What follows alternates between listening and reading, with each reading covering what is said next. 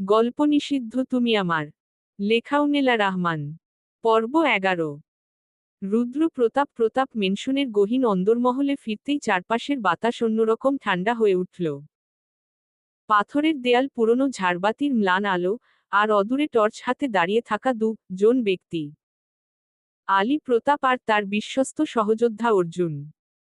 অর্জুন ছুটে এসে রুদ্রের উদ্দেশ্যে বলল, স্বাগতম মহারাজ, অনেকক্ষণ অপেক্ষায় আছি। রুদ্র ধীরে ধীরে হাঁটতে হাঁটতে প্রবেশ করল অন্দরমহলে। তার কাঁধে দিনের ক্লান্তি নয়, চোখের মুখে জল জল করছে যেন হাজার তারা। মন ভরা রাফার উষ্ণতায় যেন শরীর এখনো দগদগে। আলী প্রতাপ ভ্রু কুঁচকে বলল, তোমার অবস্থা ভালো দেখাচ্ছে না রুদ্র। মানুষদের মাঝে বেশি সময় কাটাচ্ছ। এটা তোমার জন্য বিপজ্জনক। আর তার থেকেও বেশি রাফার জন্য। রুদ্র চুপ। তার চোখে কেমন যেন এক অস্থির ঝড়। আলী প্রতাপ দীর্ঘশ্বাস ফেলে এগিয়ে এলেন। বললেন, তুমি এখনো সম্পূর্ণ মানুষ নও। হৃদয়ের টান বাড়ছে ঠিকই, কিন্তু মনে রেখো, তুমি দুর্বল। মানুষের জীবনযাপন, স্কুল, ক্লাসরুম, তাদের হাসি, চোখের ভাষা, এসব তোমার শরীরকে দ্রুত পরিবর্তন করছে। ড্যানিয়েল এটা জানে, আর সে চায় তুমি ভেঙে পড়ো। অর্জুন গম্ভীর স্বরে যোগ করল, এবং সে জানে তোমার সবচেয়ে বড় দুর্বলতা রূপা। রুদ্র একটু থমকে গেল। আলী প্রতাপ ধীরে, স্পষ্ট গলায় বলল, বুদ্ধদের তৈরি রূপার অস্ত্র, সেটা তোমার গায়ে ছুলেই ত্বক গলে যাবে। শুধু অস্ত্র নয়, রাফার শরীরে যদি কোনো রূপার গহনা থাকে, তুমি তার কাছেও যেতে পারবে না। তার হাত, তার গাল, তার স্কার্ফ, যে কোনোটায় রূপা থাকলে তোমার শরীর ছাই হয়ে যাবে। রুদ্র। রুদ্রের মুখ শক্ত হয়ে উঠল। বিষণ্ণ কণ্ঠে বলে উঠল, আমাকে আলাদা করে দেবে এই রূপা? রাফার থেকে দূরে রাখবে? হ্যাঁ, আলী প্রতাপ স্থির কণ্ঠে বলল। আর ড্যানিয়েল এটা খুব ভালো জানে। সে মুঘল আমল থেকেই তোমাকে ঘৃণা করে। সেই দিনের কথা কি সব ভুলে গেলে? ঘরটা যেন মুহূর্তে অন্ধকার হয়ে গেল। আগুনের মলিন ছায়ায় ইতিহাস ভেসে উঠল। রুদ্রের চোখ দুটি বন্ধ করে ফেলল। বাতাসে ধুলো উড়ছে। যুদ্ধের ঢোল বেজে উঠেছে। রুদ্র তখনও অর্ধমানব। শক্তিতে ভরপুর, কিন্তু অস্থির। ড্যানিয়েল তখনকার রাজকীয় রক্ষক, বুদ্ধদের শিষ্য, রূপার অস্ত্রে সিদ্ধহস্ত। একদিন রুদ্রকে ঘিরে ড্যানিয়েল বলেছিল, মানুষের হৃদয় নিয়ে খেলা করো না। তুমি সৃষ্টি হয়েছে শক্তির জন্য, প্রেমের জন্য নয়। রুদ্রের চোখ লাল হয়ে উঠেছিল। জবাবে বলেছিল, প্রেমই শক্তি। প্রেম মানুষকে শক্তি দেয়, দুর্বল করে না। ড্যানিয়েল হাসল। অতি ঠান্ডা গলায় বলল, সেদিনই তোমাকে শেষ করতে পারতাম, তবে তোমার শাস্তি দীর্ঘ হোক ভেবেছি। যার দিকে তুমি হাত বাড়াবে তাকে আমি রূপায় ঘিরে রাখব। দেখব দুর্বল করে নাকি শক্তিশালী। রুদ্র চোখ খুলে ফেলল। অতীত মিলিয়ে যেতেই রুদ্রের বর্তমান চোখ আবার জ্বলে উঠল। আলী প্রতাপ আবার বললেন, তাই সাবধান রুদ্র। রাফার কাছে গেলে তার গলায়, কানপাশে, হাতের চুড়ি এক ফোঁটা রূপা থাকলেও তুমি ঝুঁকিতে থাকবে। ড্যানিয়েল এটা ব্যবহার করবেই। রুদ্র ধীরে বলল, যা হারানোর শঙ্কা আছে, তাকে আরো জোরে ধরে রাখতে হয়। রাফাকে ছাড়া আমি আর এক মুহূর্তও থাকতে পারবো না। অর্জুন নরম স্বরে বলল, তবে বুদ্ধিমানের মতো এগোবেন, মহারাজ। রুদ্র চুপচাপ চোখ বন্ধ করল। রাফার ত্বকের সেই উষ্ণতা, তার স্বপ্নের ফিসফিস, তার গালে রাখা নিজের নাকের ছোঁয়া, সব যেন তাকে আবার ডাকছে। পরের দিন স্কুলে রাফার ক্লাস শেষ হলে রাফা বিকালে অপেক্ষা করছিল করিডোরে নিশির জন্য। সময়টা বিকেল। চারিদিকে নরম আলো। ক্লাস শেষ, তাই অনেকটা ফাঁকা। চারদিকে নিস্তব্ধতা। রাফা বই হাতে করিডোর ধরে হাঁটছে। মন আজও অস্থির, গত রাতের স্বপ্নের কথা ভেবে। স্বপ্ন নাকি স্বপ্নের চেয়েও বেশি কিছু বুঝতে পারছে না রাফা। ফাঁকা একটি ক্লাসরুমের দরজা হালকা খোলা। রাফা থামতেই ভেতর থেকে পরিচিত সেই গা শিরশির করা কণ্ঠের ডাক ভেসে এলো, রাফা। রাফার নিঃশ্বাস থেমে গেল। চোখ ঘুরিয়ে তাকালো। কাপা কাপা কণ্ঠে বলল, স্যার, আপনি এখানে? ক্লাসরুম ফাঁকা। জানালা দিয়ে ঢোকা আলো রুদ্রের মুখে পড়েছে।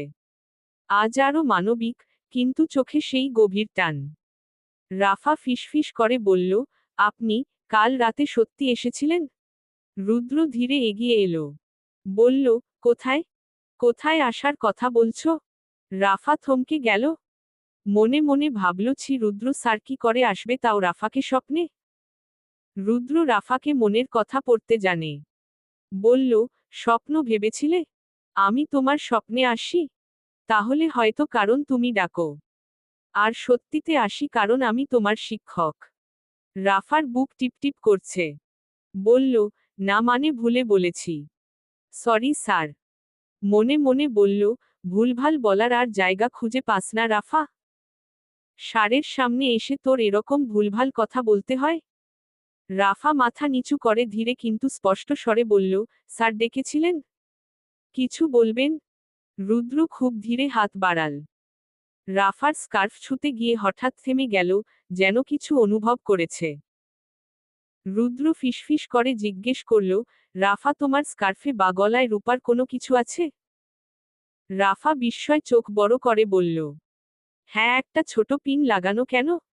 রুদ্র এক ঝটকায় হাত সরিয়ে নিল।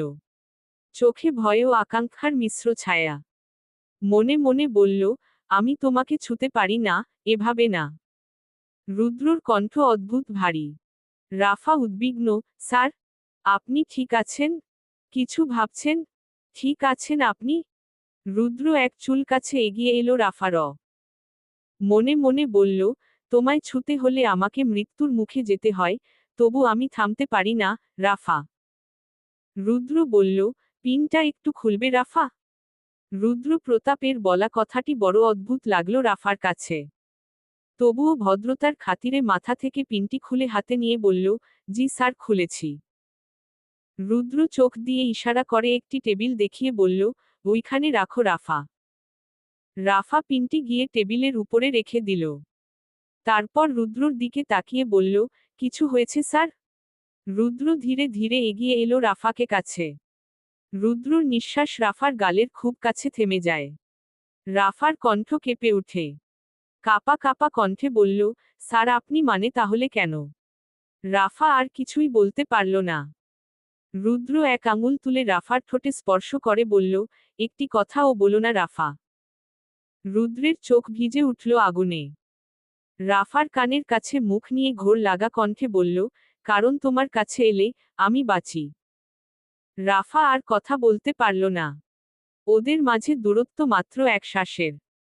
বাইরে বাতাসে পাতা উড়ে যাচ্ছে, কিন্তু ভিতরে সময় থমকে দাঁড়িয়ে আছে।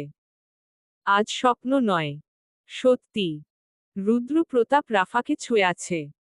রাফা তাকিয়ে রইল রুদ্রের চোখে। যেখানে ভয় নেই, আছে শুধু আকুল টান। রুদ্র খুব ধীরে বলল, তুমি যদি এভাবে আর এক মুহূর্ত তাকিয়ে থাকো, আমি তোমাকে আর এক মুহূর্ত দূরে রাখতে পারবো না। রাফার হৃৎপিণ্ড থেমে যাওয়া মতো। এ কি বলছে রুদ্র প্রতাপ স্যার? আজ সত্যি ছুঁয়ে দিবে? নাকি আজও সেই দূরত্ব থাকবে? স্বপ্নের মতো? মনে মনে ভাবছে রাফা। রুদ্র প্রতাপ ধীরে ধীরে রাফার ঠোঁট থেকে আঙুলটি সরালো। এক দৃষ্টিতে তাকিয়ে রইল রাফার দিকে। এই দৃষ্টি, এই চোখ রাফাকে চুম্বকের মতো টানে। রাফা একটি কথাও আর বলতে পারল না। যেন হারিয়ে গেল রুদ্র প্রতাপের দুনিয়ায়। রুদ্র ধীরে ধীরে ঝুঁকে এলো রাফার ঠোঁটের কাছে, ফিসফিস করে বলল, আমি তোমাকে সাবধান করেছিলাম, তুমি শোনোনি। বলেই রাফার ঠোঁটে ঠোঁট মিশিয়ে দিল রুদ্র প্রতাপ। রাফা যেন স্তব্ধ হয়ে গেল। মুহূর্তের জন্য দুনিয়াটা থমকে গেল রাফাকে। হৃৎপিণ্ড যেন এক মুহূর্তের জন্য থেমে গেল। চোখ দুটো সাথে সাথে বন্ধ করে ফেলল রাফা। এমন আগুন উষ্ণ স্পর্শ যেন কোন মানবের হতে পারে না। তবুও কত মানবীয়। কতটা টান ওই উষ্ণ দুটো ঠোঁটে। ধীরে ধীরে চুমু খেতে লাগল রুদ্র প্রতাপ রাফার ঠোঁটে। চলবে। গল্পটা কেমন লাগলো জানাবেন ও সাবস্ক্রাইব করতে ভুলবেন না প্লিজ।